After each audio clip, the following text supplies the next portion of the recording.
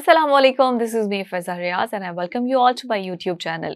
कुछ ही घंटों के बाद अमेरिका में इलेक्शंस वोटिंग का अमल शुरू हो जाएगा और पता चल जाएगा कि डोनाल्ड ट्रंप होंगे सदर या फिर कैमला हैरिस होंगे। सुपर पावर का जो है वो चुनने जा रही है, क्योंकि अमेरिका को वैसे ही सुपर पावर कहते हैं। तो अब इलेक्शंस में पता ये चलेगा कि कौन होगा इस सुपर पावर का सदर। और अमेरिका के अंदर चूंकि प्रेसिडेंशियल सिस्टम है तो तमाम के तमाम इख्तियारात होंगे डोनाल्ड ट्रंप के पास। जो बाइडन पहले थे डेमोक्रेट्स की तरफ से, लेकिन जो बाइडन को पीछे करके, क्योंकि ट्रंप के against he was not a strongest candidate, इस वजह से उनको पीछे करके कैमला हैरिस को आगे किया गया। फीमेल थी, उसका भी थोड़ा उन्हें वोट एज मिलेगा। फिर एक ये कि रूलिंग डेमोक्रेट की ऑलरेडी गवर्नमेंट है तो फिर एक उसका भी उनको बेनिफिट हो सकता है। लेकिन दोनों तरफ से जो हुए ना तबसरे हुए, और फिर उसके बाद क्योंकि मैं एक रिपोर्ट देख रही थी जिसमें 89% मीडिया ने नेगेटिव मार्किंग की डोनाल्ड ट्रंप की और 84% पॉजिटिव मार्किंग की कैमला हैरिस की।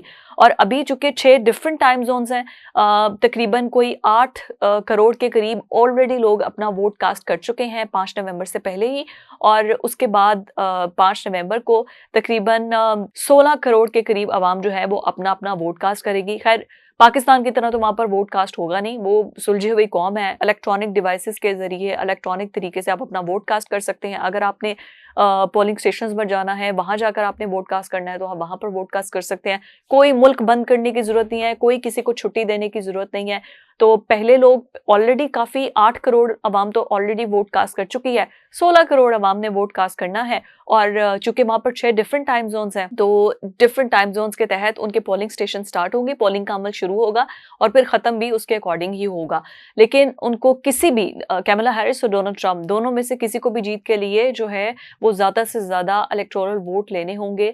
और उसके बाद जो है, क्योंकि यहाँ पर बहुत ही ज्यादा अहम इशू ये है, इसको कनेक्ट पाकिस्तान की सियासत से इस वजह से किया जा रहा है कि डोनाल्ड ट्रंप अगर आते हैं तो फिर इमरान खान भी बाहर आ जाएंगे, इमरान खान को भी चेंज कर दिया जाएगा। लतीफ खोसा ने कुछ रोज कबल जब इंटरव्यू दिया था, उन्होंने कहा था नवंबर में इमरान खान बाहर होंगे। तो उनसे पूछा गया ऐसा क्यों कह रहे हैं, तो उन्होंने कहा डोनाल्ड ट्रंप अमेरिका में जैसे ही इलेक्शन जीतेगा यहाँ पे इमरान खान बाहर आ जाएगा, रजीम चेंज हो जाएगी।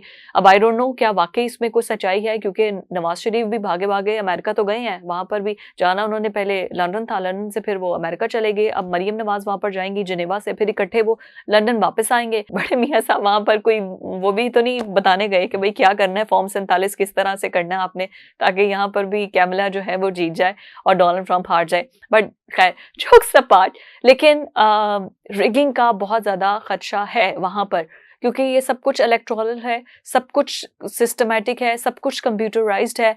आप उसको चाहे वो अपनी सिक्योरिटी को कितना भी एडवांस कर लें, क्योंकि लास्ट टाइम भी जब इलेक्शंस हुए थे तब भी ये ब्लेम आया था कि रशियन आर इन्वॉल्व, जिन्होंने थोड़ी हैकिंग की है और जो रिजल्ट्स हैं उनको खराब किया है, जिसके बाद जो है वो शिकस्त हुई है ट्रंप को। तो अभी भी जब ये दोबारा इलेक्शंस हो रहे हैं तो इलेक्शंस में रिगिंग के खदशात मौजूद हैं।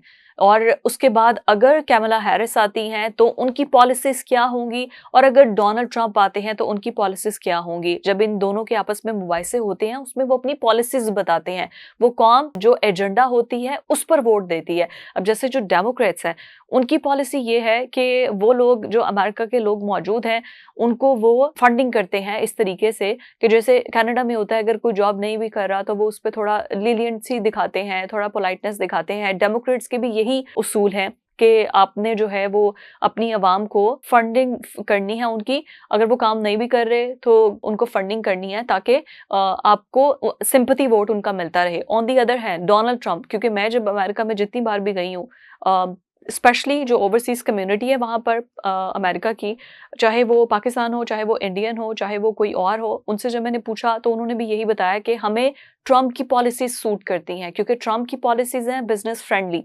वो कहता है कि फर्स्ट अमेरिका को पहले सर्व किया जाए और उसके बाद अमेरिकन के बाद के लोग हैं उनको। और ट्रंप ने कोई भी नई जंग शुरू नहीं की है, बल्कि उसने तो अफगानिस्तान वाली वॉर भी खत्म कर दी थी। वो कहता है कि अगर मैं आऊंगा तो मशरिक वस्ता के अंदर हालात को बेहतर करूंगा और कोई नई जंग मुझे शुरू नहीं करनी है। मुझे अपना जो पैसा है वो जंगों में वेस्ट नहीं करना है, बल्कि अमेरिकन जो लोग हैं उन पर इन्वेस्ट करना है। उनके बिजनेस अगर वो कर रहे हैं, काम अगर वो कर रहे हैं, तो उनको बिजनेस फ्रेंडली पॉलिसीज देनी है। और स्पेशली जो स्टूडेंट्स हैं, उन्होंने कहा है कि अगर कोई स्टूडेंट, अभी उनकी ये पॉलिसी में भी था, खैर डोनाल्ड ट्रंप ने अपने में से लास्ट जो मुबाइसा था जिसमें लास्ट स्पीच उन्होंने किया, उसमें उन्होंने थोड़ा सा डांस भी किया है। फिर उन्होंने बताया भी है कि जो स्टूडेंट्स वहां पर, क्योंकि बहुत बड़ी तादाद, स्टूडेंट का वीजा सबसे ईजीएस्ट रूट है, लंबा तो है लेकिन सेफेस्ट भी है। उस राउट के जरिए आप अमेरिकन नेशनल बन सकते हैं। पहले स्टूडेंट वीजा, फिर आपको कोई जॉब मिलती है, फिर जॉब आपको स्पॉन्सर करती है और उसके बाद इवेंचुअली आप वहां पर उनके नेशनल हो जाते हैं यूएसए के। उसने कहा है कि जो स्टूडेंट्स वहां पर जॉब कर रहे हैं और ओवर टाइम कर रहे हैं, अगर वो कोई ओवर टाइम कर रहे हैं तो ओवर टाइम पे जो टैक्स कटता है वो टैक्स नहीं कटेगा। तो उन्होंने जो स्टूडेंट्स की एक जो सिंपैथी, जो आगे आने वाले टाइम पे वोटर बन जाएंगे, तो उनको उन पर एक तरीके से ना, that was a smart move, that was a political move, कि उन्होंने आगे आने वाले वोटर्स को अपनी तरफ एंगेज कर लिया। तो उन्होंने कहा है कि अगर कोई स्टूडेंट वहां पर ओवर टाइम कर रहा है, तो अब अगर मैं आता हूं वहां पर प्रेसिडेंट, तो उन पर कोई भी जो है वो पैसे उनके नहीं कटेंगे, उनके टैक्स के पैसे नहीं कटेंगे। और दूसरा, जो वहां पर बिजनेस करना चाहता है यूएसए में, उनकी पॉलिसीज इतनी बिजनेस फ्रेंडली होंगी, उन पर टैक्स नहीं होगा, क्योंकि जो वहां पर जॉब करते हैं वो टैक्स ज्यादा देते हैं, लेकिन जो बिजनेस कर रहे होते हैं वो ऑलमोस्ट कोई 5% टैक्स देते हैं।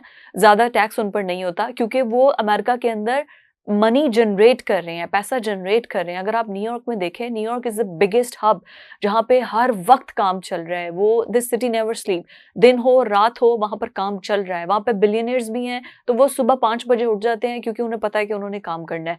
और फिर इस वजह से जो जितनी बड़ी स्टॉक मार्केट है, मतलब पूरे अमेरिका का 65% मनी जो है वो सिर्फ न्यूयॉर्क के अंदर जनरेट होता है, क्योंकि सारा पैसे की जो हलचल है वो वहां पर है। तो वहां पर जो लोग हैं, खास तौर पर न्यूयॉर्क स्टेट के अंदर या जर्सी सिटी के साथ जो आसपास की रियासतें हैं, वर्जीनिया है, ये लोग ज़्यादा ट्रम्प को तरफ ज़्यादा मोटिवेटेड है, क्योंकि वो बिजनेस फ्रेंडली, जो जिनको जाहिर है जिनका बिजनेस है, उनके स्टेक्स हैं अपने। On the other hand, democrats, they are not clear with their policies, they have nothing to do with the, होता है ना, वेलफेयर के लिए, बिजनेस के लिए उस तरह की कोई अपॉर्चुनिटीज नहीं है। बट लेट्स सी, अभी जब रिजल्ट आएगा तो क्या जैसे यहाँ पर पाकिस्तान के अंदर फॉर्म 45 में कोई था, फॉर्म 47 में कोई था, तो क्या यूएसए के अंदर भी ऐसा ही होगा कि उनके फॉर्म 45 में भी कोई और हो और फॉर्म 47 में कोई और हो? मुझे लगता है हमसे वो काफी सीख रहे हैं धांधलियां करना, क्योंकि यहाँ पे तो धांधलियां होती हैं, अमेरिका वालों को हम सिखा रहे हैं। Let's see, let's wait for the results.